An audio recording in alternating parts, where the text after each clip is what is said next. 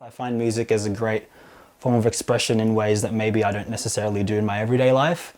And at the end of the day, it does make me happy. It does make me feel fulfilled. And those are the two feelings that I want to ultimately feel every time I step in and out of this room with these boys.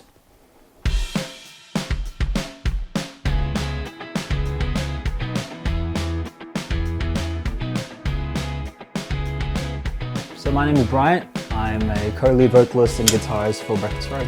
So I guess my first sense of musical experience would have been singing from a young age. Then as I grew older, I started getting an interest in guitar at around 12. So when I went into high school, I started getting guitar lessons at school just during third or fourth period. At the time, I didn't really have a hobby. So I was like, oh, we'll give drums a go. I begged my parents for a secondhand, cheap drum set that I could find. And I started playing it, picking it up fairly well. My name's Amandip, commonly known as Amma. All my friends call me Amma. I play drums for Breakfast Road. Pete.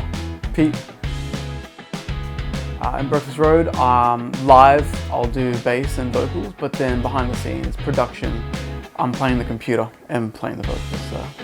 Breakfast Road first started just as a little thing we wanted to do just for the school talent show.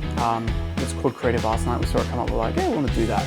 And then next thing you know, we're practicing and we start off with Seven Nation Army and we're playing it like this is too easy. So we decided to create a ballad of Beatles, Blink-182, and even that was too. So I actually started writing original music before we even performed at that talent show to begin with. And that's pretty much what happened. So we did the talent show, we did all the crappy covers or whatever. And the next year we're singing originals and we've been an originals band since. That first buzz of everyone saying, wow, this is actually genuinely good.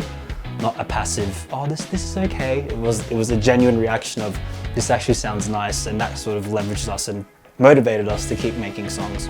I remember specifically after Can, that's when it hit with me that we started making our own songs seriously, and then Passive Aggressive was the first song that we actually felt, I guess, happy enough and comfortable enough to actually show to an audience, and we're really happy with the initial reactions as well.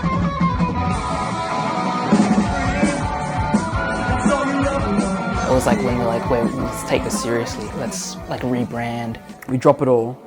We go as Breakfast Road. You make what we like now. It's not about trying to fit to a genre. Very self-conscious in that phase of the Accidentals where we wanted to be a rocky sort of band. We've been inspired by hyperpop lately and just people just going their own way, not worrying about genres and stuff. And now we're just a boy band, so we can do whatever we want. It was an indication for us to kind of rebrand ourselves. And now, since we identify ourselves as a boy band, we kind of moved to a place where we're happy in ourselves and we want to release the music we want to make. We don't care what other people think about it, in the sense that we want to stay true to ourselves. Instead of trying to be rock, instead of trying to impress this guy, trying to impress that boomer, this and that, that's it. We're a boy band, we wear pink, flowers and this and that. It is what it is. And I guess I feel a lot more comfortable this way as well. Yeah, boy bands, freedom.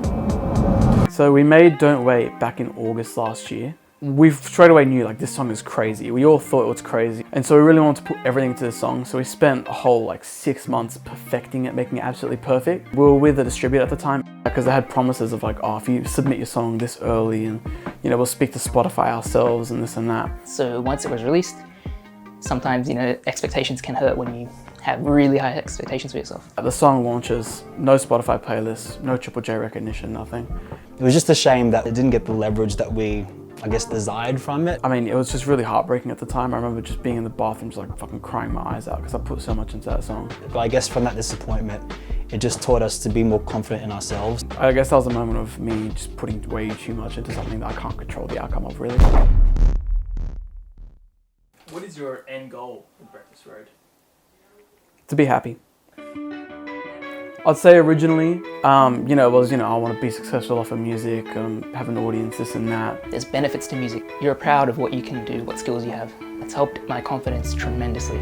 I see Breakfast Road as a really great place to express myself with a bunch of people that I've grown a really great relationship with. It's our dream to make music, and even to have a group of a few hundred listen to us. If it's something that I just have in my vault and I show my kids one day, I'm like, look, this is what your dad made back in the day.